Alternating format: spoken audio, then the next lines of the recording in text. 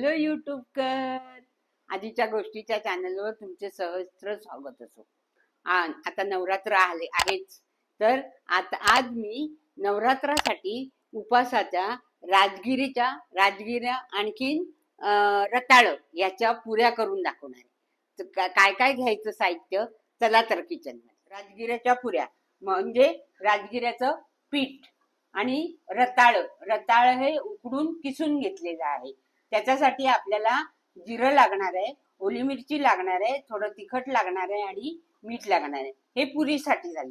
आणि चटणीसाठी खोबरं, ओली मिरची, शेंगदाणे, मीठ आणि जिरं हे आपल्याला चटणीसाठी लागणार आहे. प्रथम पुरीसाठी पीठ मळून ठेवते. हे बघा, राजगिरीचं पीठ घेतलंय. त्यातच हा रताळ्याचा किस म्हणजे रताळ उकडलेलं किसून घेतलेलं आहे. मीठ, जिरं, थोडी ओली मिरची आणि थोडं तिखट पुऱ्या करायच्या आहेत. तिखट करायचं. आता हे मळून घेते.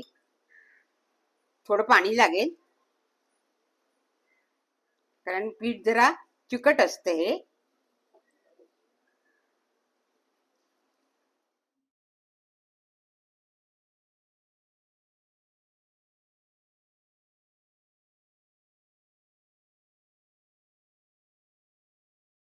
थोडं मळून ठेवूया. पीठ मळून झाले. आता तुम्हाला आधी आपण थोडी चटणी करून घेऊया. चटणी दाखवते. चटणी वाटून घेऊया प्रथम. हे बघा, शेंगदाणे थोडीच करायची आपल्याला. शेंगदाणे घेतले, भाजलेले आहेत. नंतर खोबरं आणि ओली मिरची, थोडं जिरं आणि मीठ, थोडं पाणी घालून मी वाटून आणते. चटणी तयार. चटणी मी ह्यात काढून घेते. मी पुऱ्या लाटायला घेते.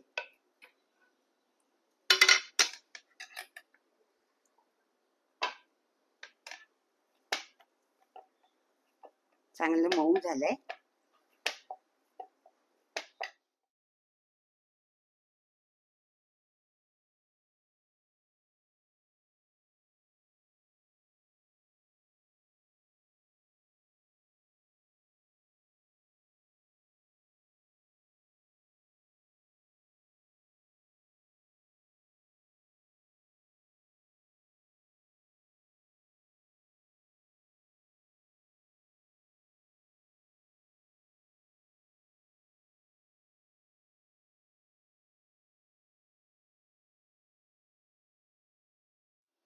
हे बघा, झाल्या आहेत पुऱ्या.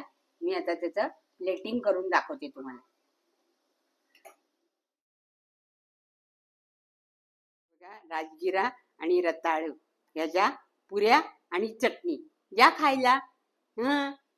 पाहिलात ना माझा व्हिडिओ पहिल्यापासून? तुम्ही लाईक करा, शेअर करा आणि कमेंट्स करायला विसरू नका. बाय.